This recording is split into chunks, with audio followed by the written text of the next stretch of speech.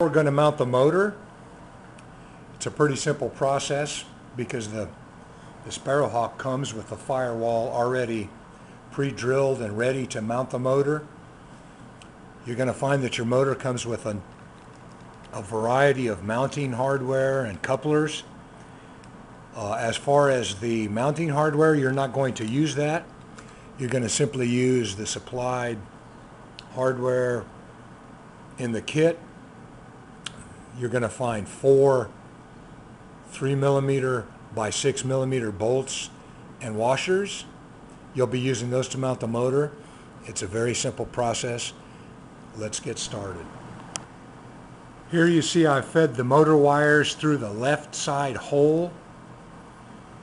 It's not the hole on the bottom, but it's the hole up on the left hand side. I fed the wires through. You can see it's not a very large hole. You might need to actually feed one wire through at a time since they already come with the couplers installed. Just feed them one at a time, they'll fit through that hole. And now you're ready to install your bolts. I've gone ahead and bolted in that motor. So the motor installation is quite simple. You feed the wires through and then simply bolt it in with the 4 3mm bolts. And it's ready to go. You could put a little Loctite on those if you want. Either way, you're going to want to check them for tightness from time to time. That motor will get quite warm in flight, so you always want to check those bolts for tightness from time to time anyway.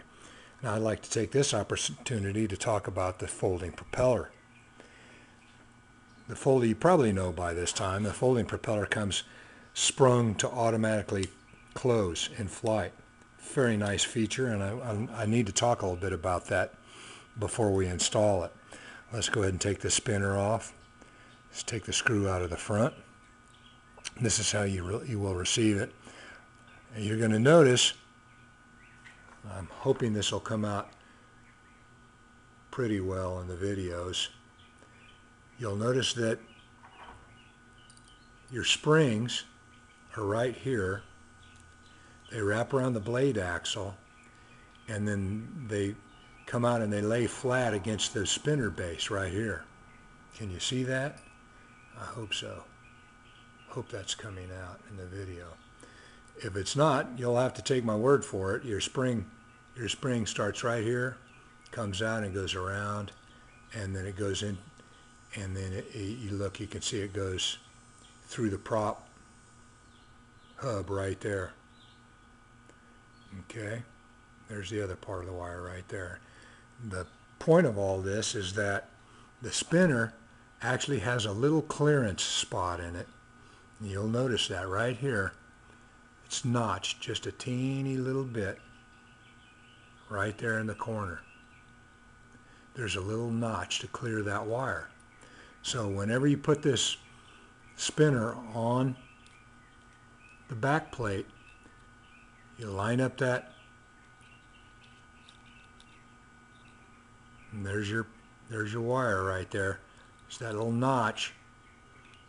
If the wire is out a little bit, the spinner won't want to go down. You just push that wire in, push that wire down towards the yoke, and the spinner will pop right together. And you see your wires disappear right into the spinner there. That's the only thing you have to remember. It's really not difficult. If you can see it in person, I'm sure you'll get a better idea right away how to handle it. So what we do, it's really not hard. We're going to slip this on. We're going to hold the back plate out just a little bit from the fuselage, and we're going to tighten this up.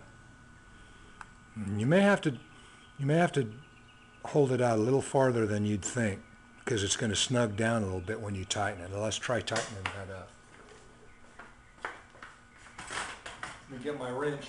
All right. And then we're simply going to tighten her up a little bit. We'll make sure that our clearance is right all the way around. Looks pretty good. Now you see what your blades do. Automatic. Nice. Push your wires down against the yoke, and then your spinner will go right on.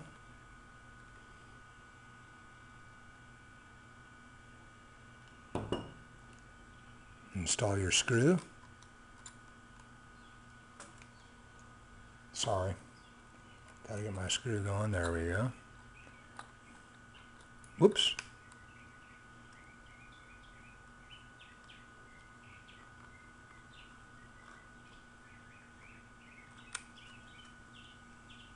Better if I had 3 hands.